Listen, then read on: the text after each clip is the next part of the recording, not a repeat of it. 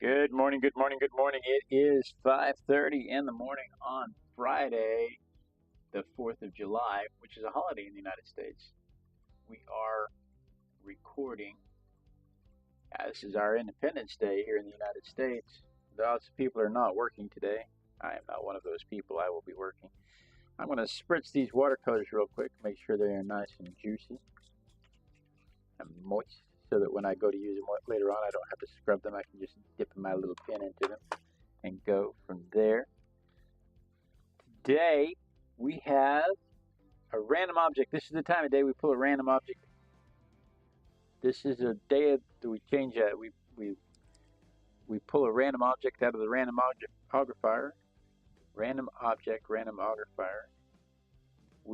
It's a toy out of the toy box. I have about 500 of these toys, and they are truly random objects. Today is a deer skin on a rack from the Powhatan Indian set. I think I have two of these. It could be either the Powhatan Indian set, or it could be the Frontier set. I'm not sure, but it is a deer skin on a rack.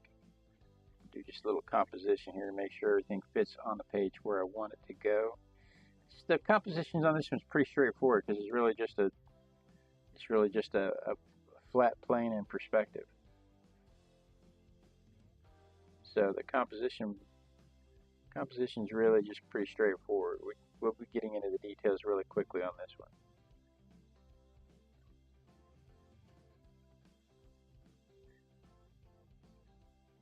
I can't help myself. We may get into the details faster than normal, because it just lends itself so easily to jumping right into the details.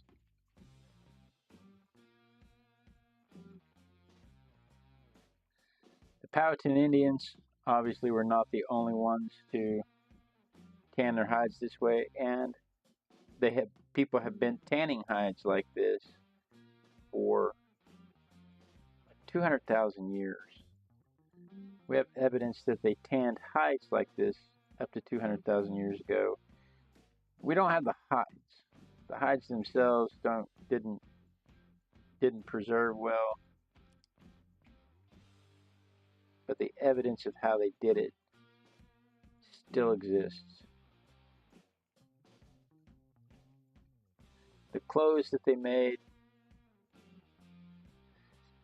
they found burial dresses with ivory beads wove into them from 50,000 years ago.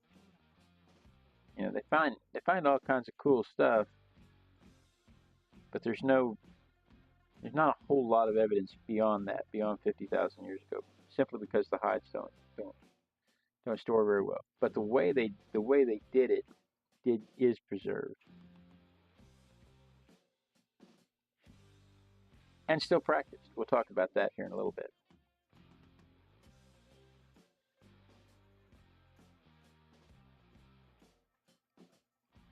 That music's really loud to me. I don't know if it's loud to you or not, but it's loud. It's really loud to me. You may not even be able to hear it at all. But the music has become a distraction.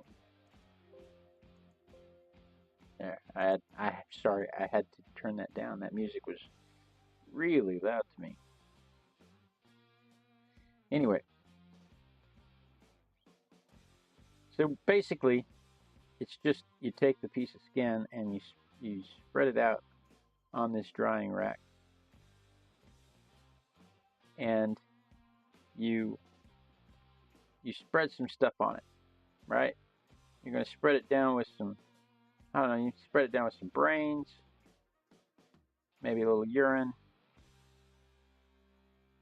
and then you set up a fire next to it so that you can have so that you can let the smoke fill the pores of the skin, and that will make it help it be waterproof and stop the insects from being interested in it.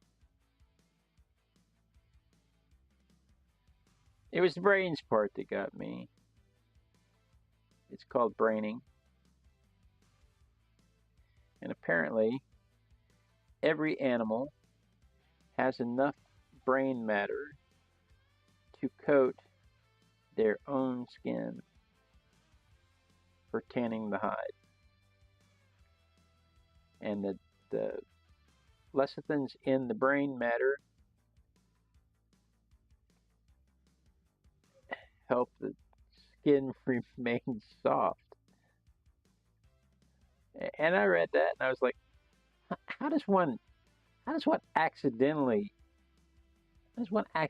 discover, you know, putting brains on a skin makes the skin soft?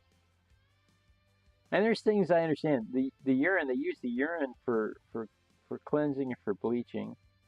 It helps them get the fats off and stuff like that. So I can understand.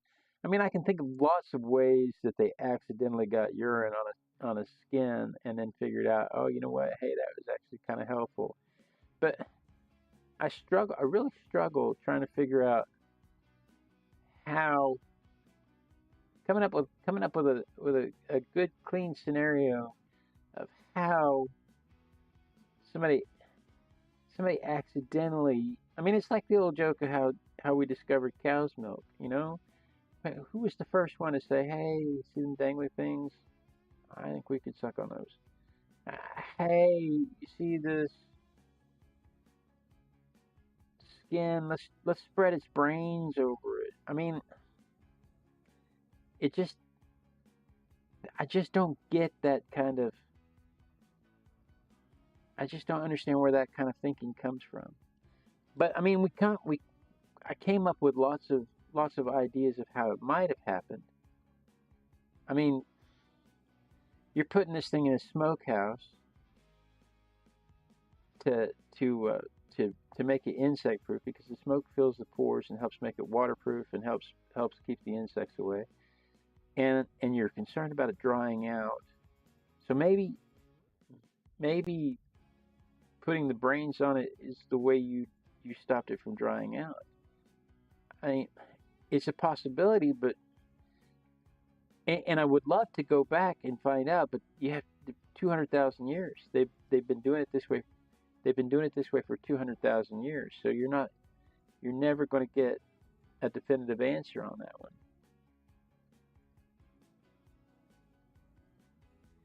But what possesses somebody? I mean, I understand they had desperation and boredom.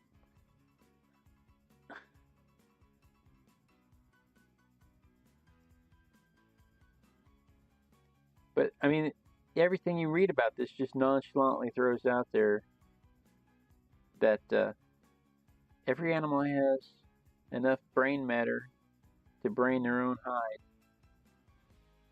That's just a nonchalant little factoid they throw out there.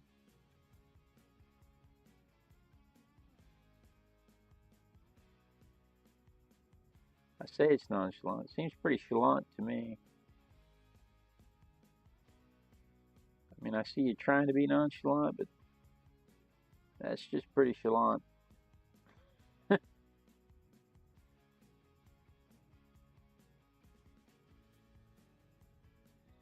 Can't talk, Harding.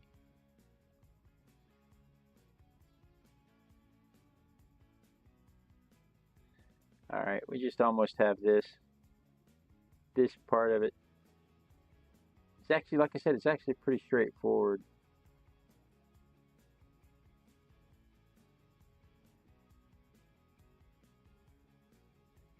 About how this works out. So you have to remember it's a toy. I keep trying to make some realistic adjustments, but I have to remember that it is a toy, and part of the process is drawing what I see. My mom's in the chat room. She says they left nothing to waste, but why didn't they eat the brain?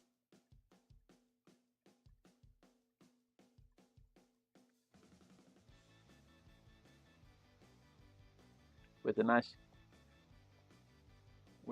Chianti and some fava beans.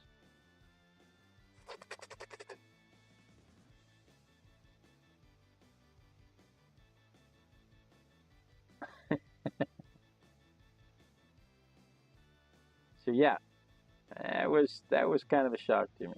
I've read I've read Jean Auel's The Earth's Children series. That's the Clan of the Cave Woman, and she never once talked about braining. She talked about how they saved their urine up so that they could bleach the leather so they could get some whites, and how they again have been doing that for 200,000 years.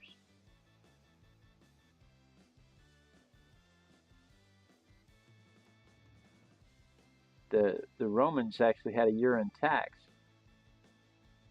where that you were expected to save your urine for the tanneries. That's been around for a long time. I saw a documentary just a couple of years ago about a place in I think it's Ireland, it might be Scotland. I get the two confused, and I know if you're Irish or Scottish, that's offensive, and I'm sorry, but I'm an American. I'm in Texas, and I have no idea of your geography and your accents. But anyway, I digress. In the documentary, they still had the street urinals hooked up like they have had for hundreds of years to collect the urine of the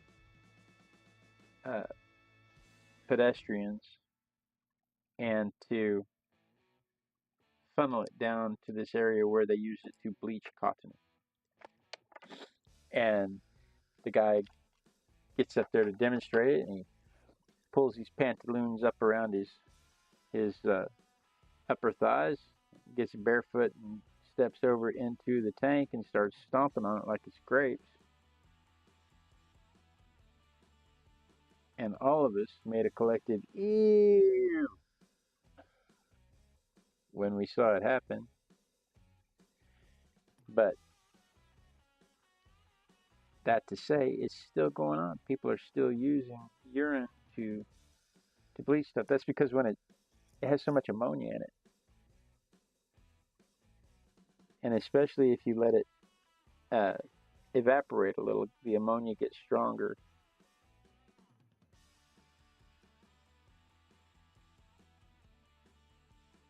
So they figured out something. Like I said, I can understand how they figured that out, because I can see accidentally leaving your tanned hide somewhere where it got urinated on, possibly even by an infant. Maybe some young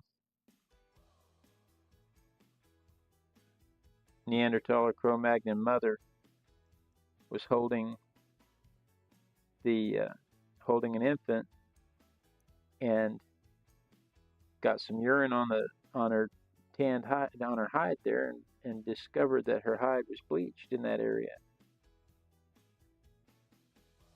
Survivability meant being observant, so she would have noticed.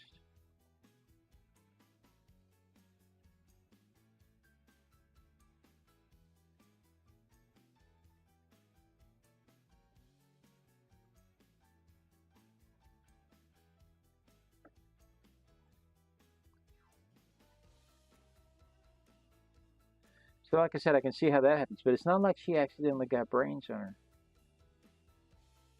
Unless maybe they were preparing a meal. And the one scenario that does make sense is that you're in the smokehouse and you're trying to figure out how to stop the skin from getting dry and brittle in the smokehouse. And so you're smearing all kinds of fatty stuff on it to make sure that it doesn't get dry and brittle. And that's when you figure out that brains are also fatty, and that you can use them for that.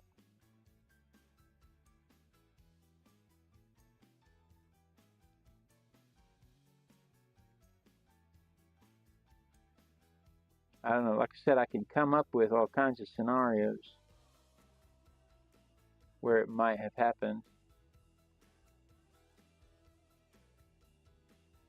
but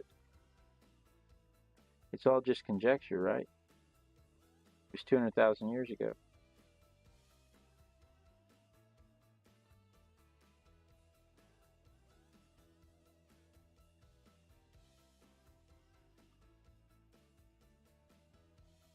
It's not like we can ask them.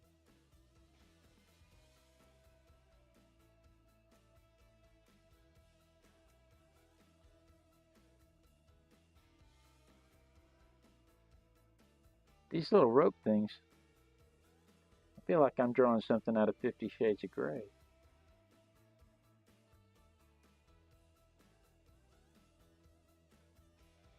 I don't really know what that is. That 50 Shades of Grey is just something I heard about in prayer group one time. I have no idea about any of that, since my mother and my dad are both watching, and probably my daughter.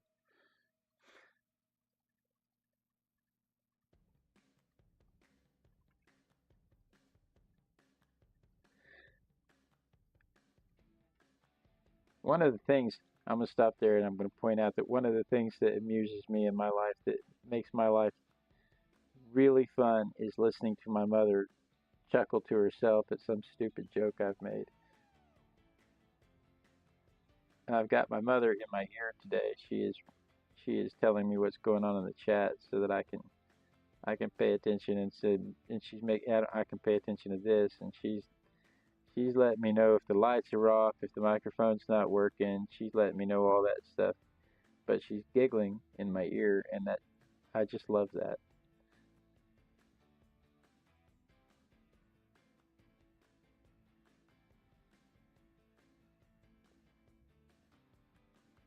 That just that just really makes my day.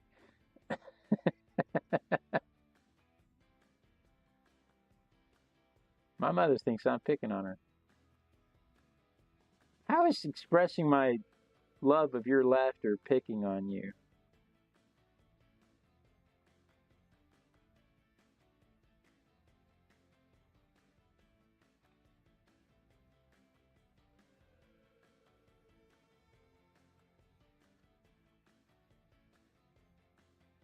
Because now my dad's chiming in. And my dad says, I love to hear your mother laugh. See?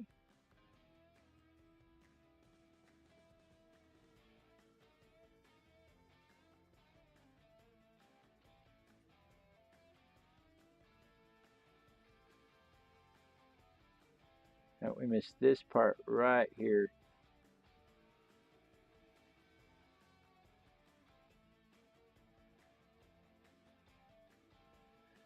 All right. I think that has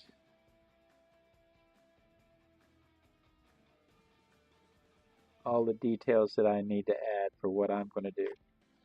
Actually, I think that's a lot of detail. What time is it? Oh, good Lord, it's already 10 till. We are way past time. We should have been watercoloring by now.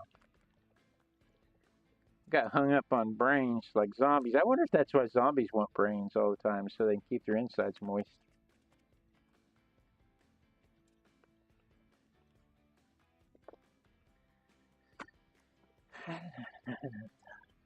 Alright, here's that. But again, I don't think this part's going to take long at all.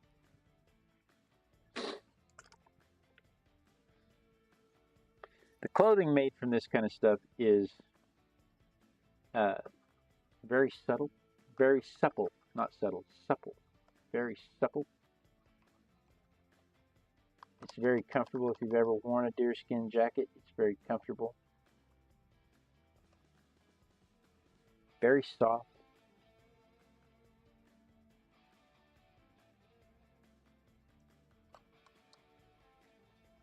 And it lasts for a very long time. There's a loose hair on my brush there. It lasts for a very long time. And that is probably the most important part, probably the most important aspect of it, is its durability and its longevity. Because if you're making it through a winter, if you're trying to make it through a winter and you have to make your coat last all winter long, I mean, you can't catch a new deer and tan its hide midwinter. You can catch a new deer, but this hide tanning process takes a while. So even if you catch a new deer, you're going to go without a coat for a while you figure this out.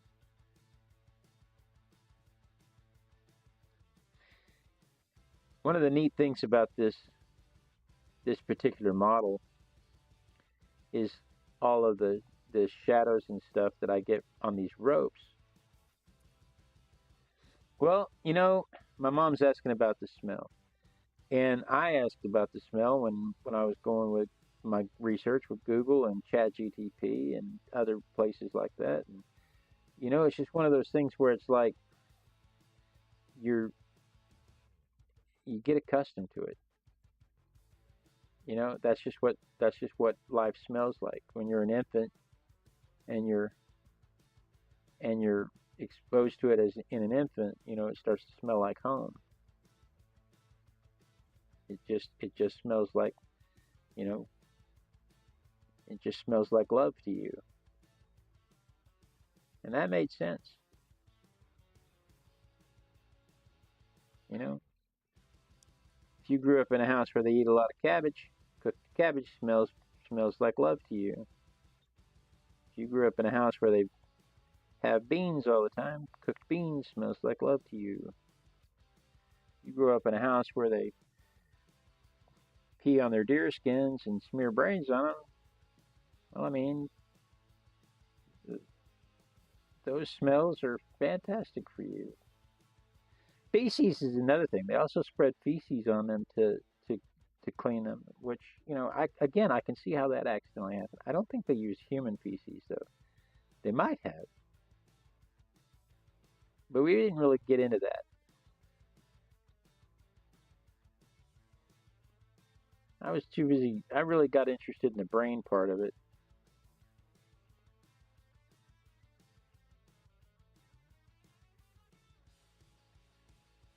And that sent me on a downward spiral.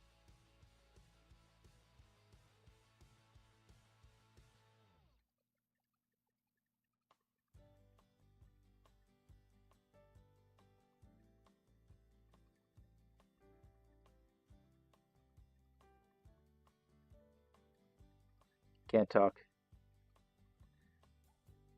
Can't talk, Harding. So yeah, where was I? The durability. You couldn't just go out and get you a new one. You were kind of stuck with the one you had until the next season because it took so long to tan the hides.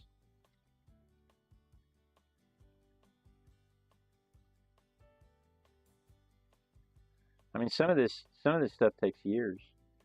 Some of this stuff is not something you're going to finish this season. Some of the intricate things they did is not something you could do in a single season, which is interesting because it means they came back to the same places or they figured out how to make it mobile.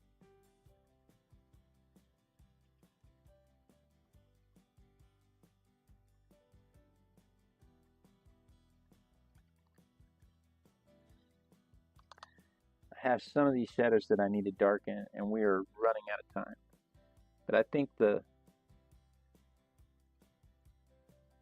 rest of this is going to go really fast.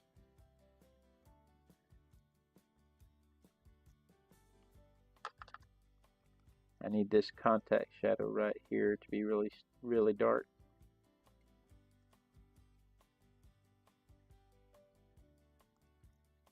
Really, really, really, really dark.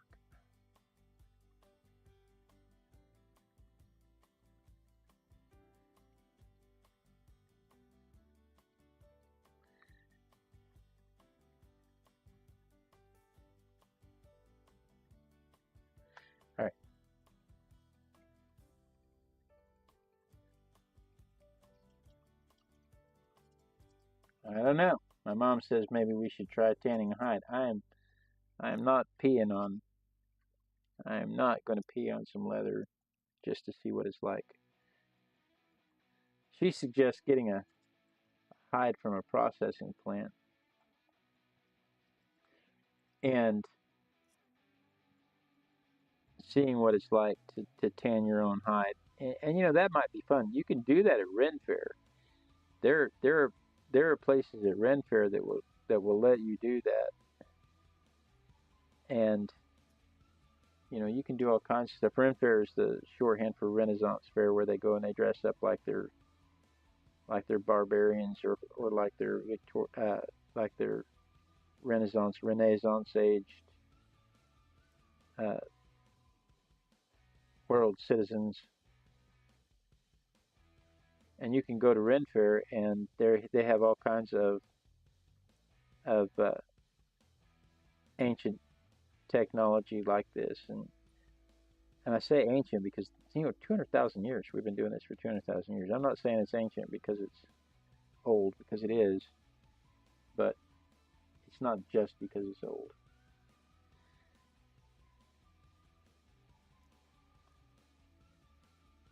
But there are the durability and the longevity of these things is still important today because there are still tribes that need it, like the Inuit that we talked about the other day.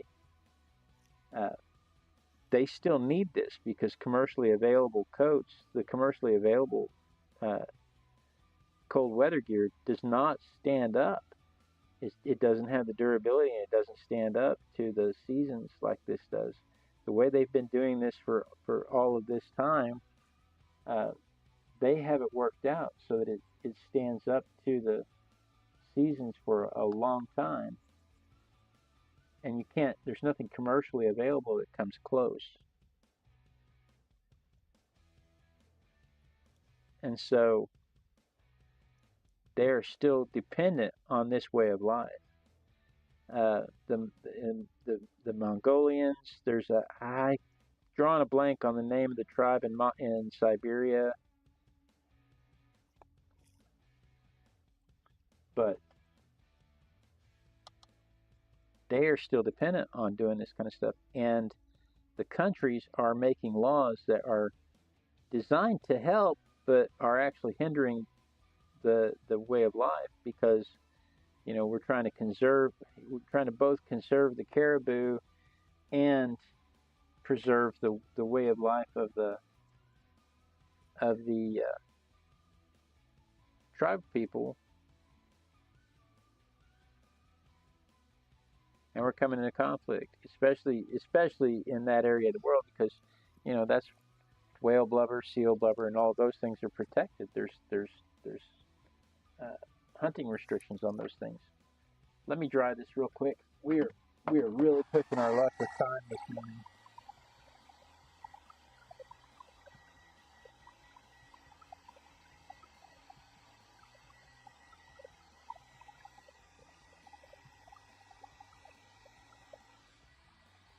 We went from something that I was bragging about how straightforward it should be to now we are a minute past 6 o'clock, and I should, by all accounts, just stop what I'm doing and move on because I have to go to work. But kind of into this one. I want to see how this one turns out.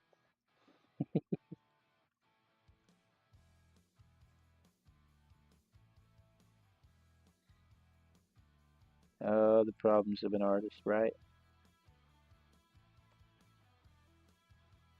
But this part goes fast.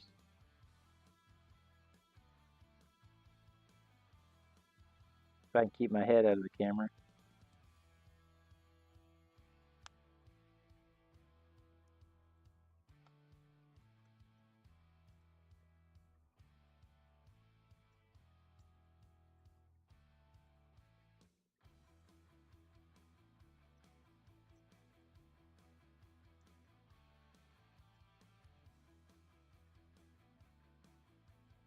But they still do the same things. They still tan the hides the way they've always tanned the hides for centuries. They still brain them. They still collect urine to use on them. I don't know if they use their urine or if they use animal urine. And that, there are laws against that kind of stuff now. And the laws are meant to protect the sanity, not sanity, cleanliness. What's the word I'm looking for there? Not sanity. That's craziness. But the laws are meant to protect the cleanliness of the household and the environment, but they're harming the people who need the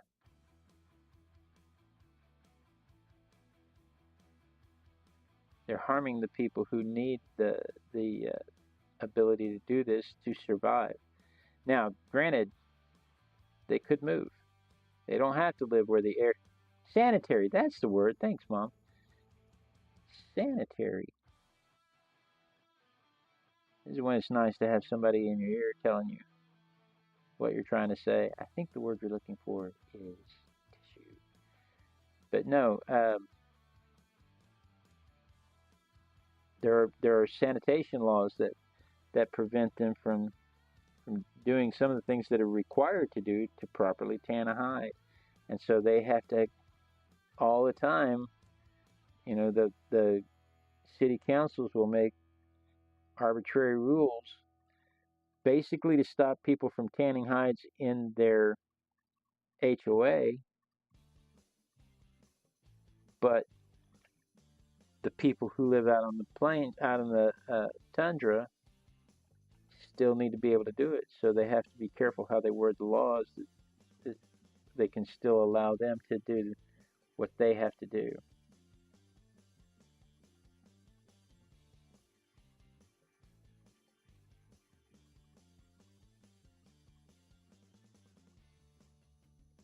It's all finished now but the dressing.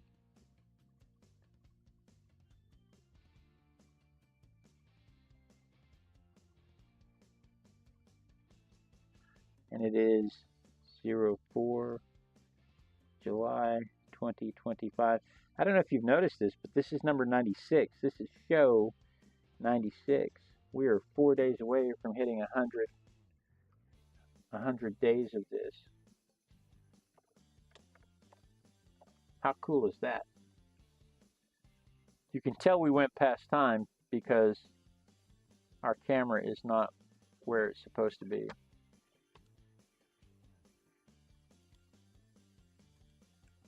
So there is my rendition of the tanned hide from the perspective of the photograph.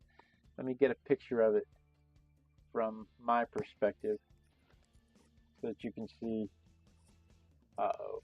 I think my mic died over here on my camera. That's okay. I don't really use that mic anyway. Let's get a picture of this from my perspective.